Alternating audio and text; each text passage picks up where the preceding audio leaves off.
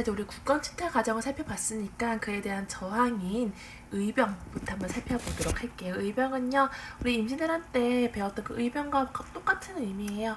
이제 의로운 병사라는 의미로 칼과 창으로서 우리나라를 지키고자 했던 그런 활동들을 보도록 할 건데, 여기서 여러분들은요, 시기별로 어떤 의병이 일어났는지를 보면 되겠습니다.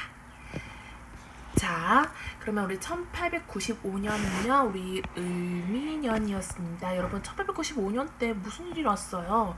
그쵸? 을미년에는 을미사변, 명성황후, 우리나라 국모가 시해가 됐고요. 을미개혁의 내용 중에 하나인 단발령입니다. 자, 우리 아무리 생각해도 이 당시 양반 유생들은요, 이 일본 깡패들이 우리나라 국모를 죽이고, 또 여태 이제 깎지 않았던 그 상투를 일본의 그런 개혁으로 인해서 강제로 잘림을 당한단 말이에요. 그래서 양반 유생들이 중심이 되어서 의병이 일으킨 게 바로 을미의병입니다. 자, 한번 사료를 보도록 할게요. 여기 보면요, 이제 국모의 원수를 갚아야 되겠다. 을미사변 되겠고요. 머리를 깎였다. 이런 점에서 단발령. 이 배경이 되어서 일어나는 게 을미의병이다 라고 알아두면 되겠습니다. 대표적인 우리 의병장으로는 이소은과 유인석이 되겠는데요. 자, 하지만 아간파천 이후에 이제 고종이요, 단발령을 폐지하게 되고요. 이제 나라를 어지럽히지 말아라 라고 하면서 의병 해상 권고 조칙을 내리게 됩니다. 그래서 이 의병의 자녀 세력들은요, 활빈당이라는 단체를 만들어서 활동을 했다라고 알아두면 되겠습니다. 1905년은요, 을사년이었어요. 여러분, 을사? 무슨 일이 있었어요? 을사늑역이 일어났었죠? 여기 보세요. 지난 10월의 소행은 만구에 없었던 일이야. 이 종이 조각에 강제로 도장을 찍혀서 500년 종사가 망하고 말았다 라고 나와 있습니다. 이 종이 조각이 바로 을사늑약이 되겠죠. 을사늑약에 인해서 우리나라 주권이 빼앗겼잖아요. 그쵸? 그래서 우리가 을사의병의 배경은 을사늑약이 되겠고요. 민종식, 그리고 그 유명한 최익현이 있습니다. 그 다음에 이때는요, 이제 평민 출신의 의병장이 나타나요. 바로 태백산 호랑이라고 불렸던 신돌석이라는 평민 출신의 의병장이 나타났습니다. 사실 이 내부는 양반 출신이거든요. 이게 평민이 나왔다는 점이 의미가 있다고 볼 수 있겠습니다. 자, 1907년은요, 우리 정미 7조약 때 배웠잖아요. 정미년이어서 정미의병이라 불리죠.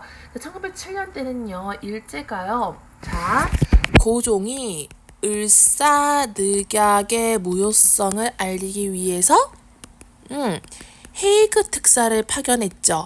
근데 이게 일본에게 발각이 돼서 일제는 고종을 강제 퇴위시켰습니다.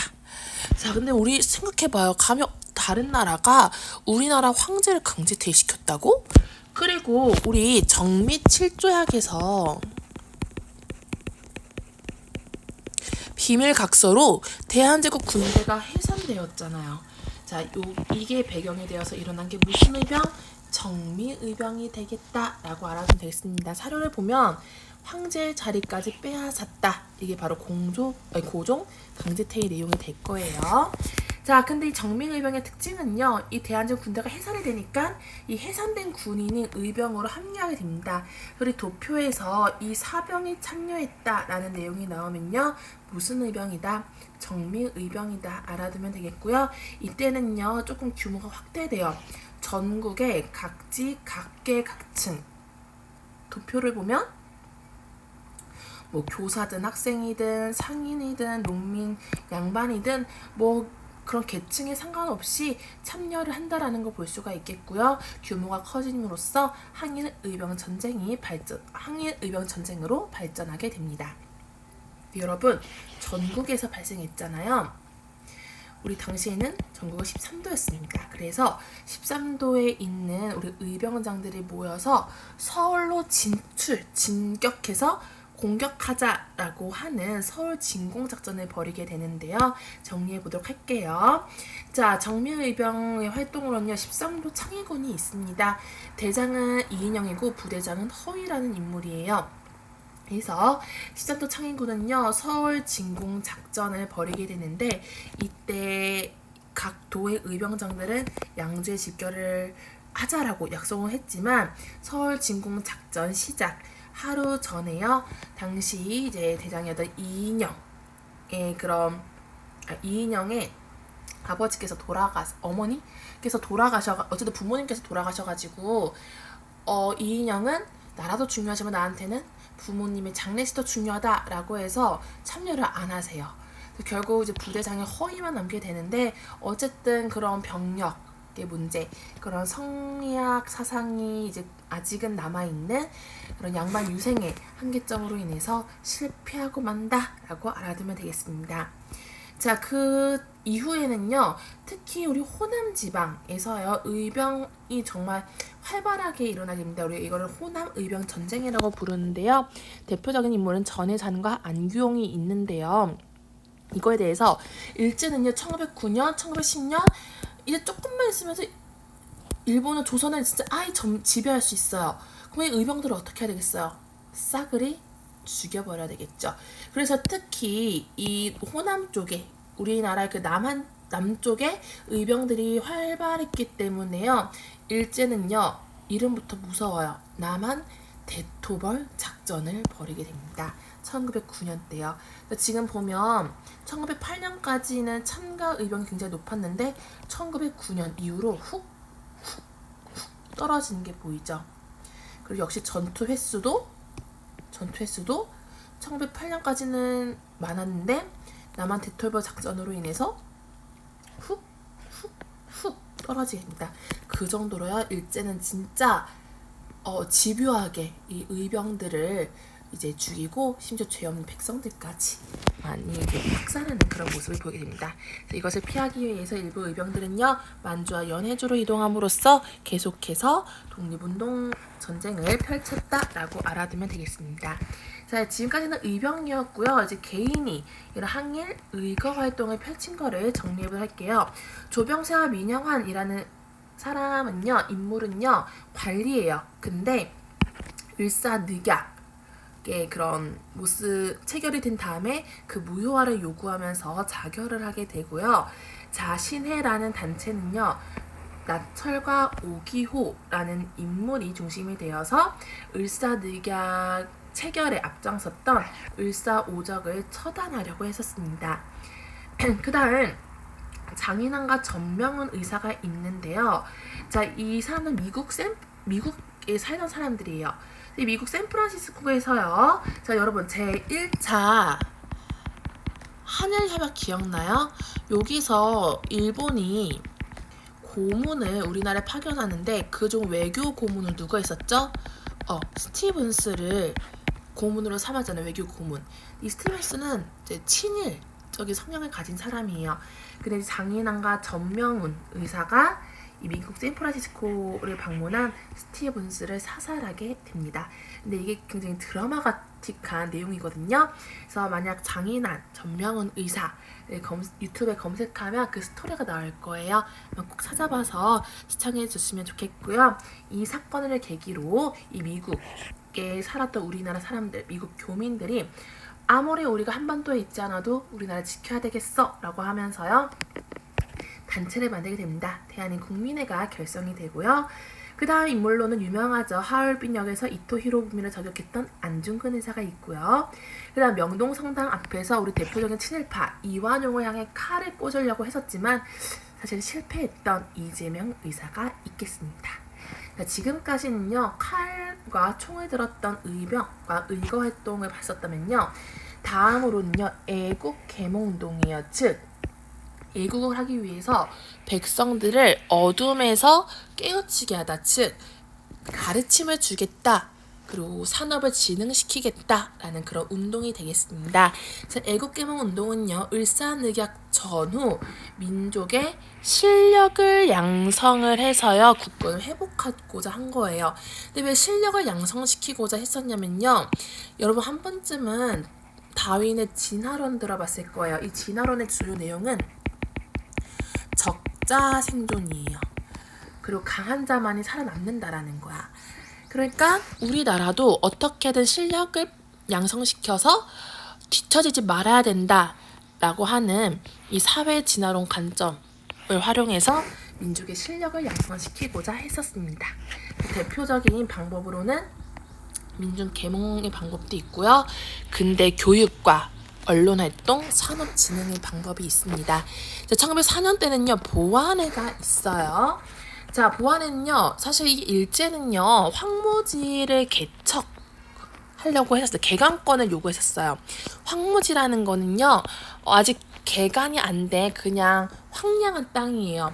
근데 이 황무지를 개척하면요, 자동적으로 이 개간한 사람들은 그 땅의 소유자가 되거든요. 근데 일제가 황무지 개간권을 가지게 된다면 일제가 그 땅을 가지게 되는 것이죠.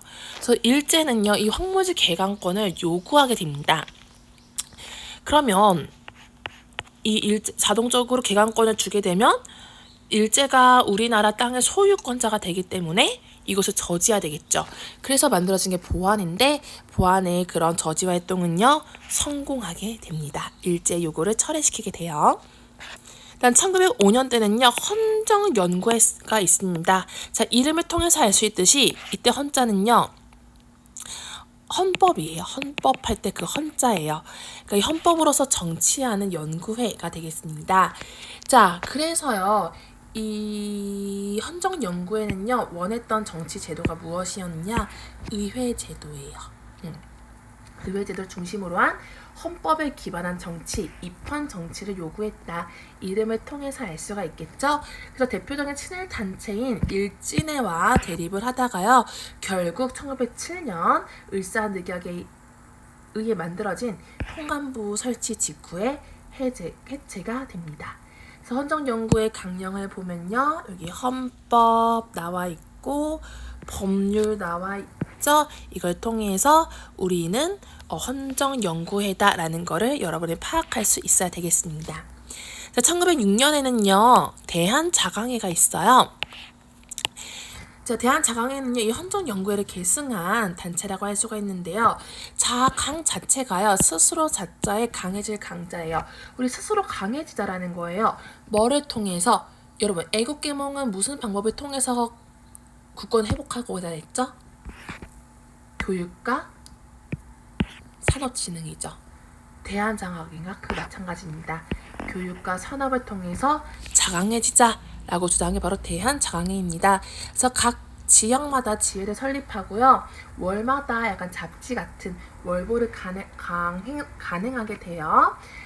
하지만 이 대한장학회는요, 고종 폐위 반대 운동을 주도하다가 결국 일제에 의해서 강제 해산을 당하게 됩니다. 그래서 사료를 보면요, 자강이라는 이렇게 단어가 나오죠. 우리는 무슨 단체 떠올리면 된다? 애국개몽 운동 단체 중에 하나인 대한자강회를 떠올리면 되겠습니다. 그다음 정말 중요한 단체가 있어요. 바로 1907년에 신민회가 있겠습니다. 신민회를 만든 인물은요, 안창호, 양기탁, 그리고 이제 정말 대표적인 인물이죠, 이회영, 신채호가 있는데요. 이들의 특징은요, 일제가 몰라야 돼요. 바로 비밀 결사 단체입니다. 이들의 목표는 당연히 국권 회복인데요. 이들은 국권 회복 다음에 어떤 한국의 모습을 꿈꾸었느냐? 바로 왕이 없는 공화정 체제의 근대 국민국가의 건설을 꿈꾸었습니다. 신민회는요, 어쨌든 애국개몽 운동 단체이기 때문에 역시 교육과 산업 활동에서 활동을 하게 돼요. 교육으로서는요, 학교를 두 가지 세우게 됩니다. 오산학교와 대성학교를 세우게 되고요. 그다음 서점을 하나 세우게 돼요. 평양과 서울에는 태극서관이라는 서점을 만들게 되고요.